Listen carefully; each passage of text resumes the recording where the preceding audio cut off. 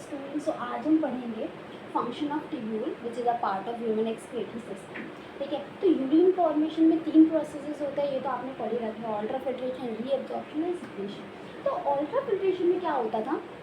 Ultrafiltration basically glomerulus के through ही होती है।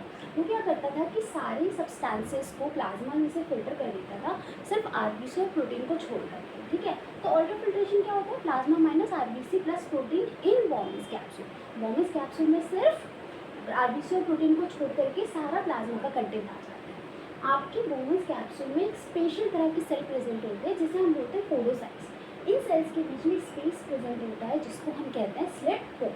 ठीक है, अब देखो, आपको पता है आपके नेफ्रॉन्स के कितने पार्ट्स होते हैं?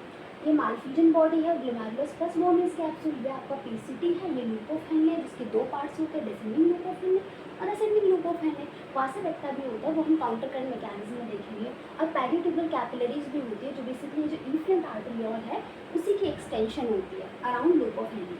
ठीक है, DCT which is distal communicatory tubule और कलेक्टिंग डक्ट। ठीक है, अब देखते हैं बेसिकली इन ट्यूब्यूल्स का काम क्या है। ठीक, अब देखो, मैंने आपको बताया कि ग्लोमेरुलस में आपको अल्ट्राफिल्ट्रेशन हो जाती है, जो मैंने आपको बता दिया क्या होता है।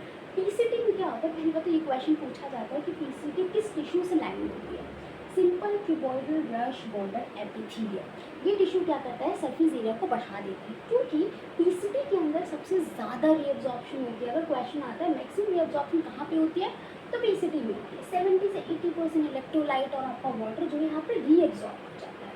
ये पीएच और आयनिक बैलेंस को भी मेंटेन करता है। किस तरीके से? आप देखो, पीसीटी के अंदर आपके मैक्सिमम चीज़ें रीअब्सॉर्ब हो जाती है, जैसे कि bicarbonate, sodium chloride, water, nutrient और पोटेशियम।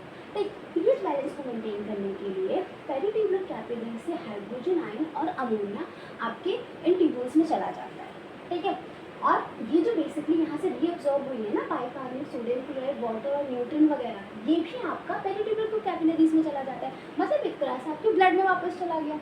अब क्या हो रहा है? अगर आप यहाँ पे देखोगे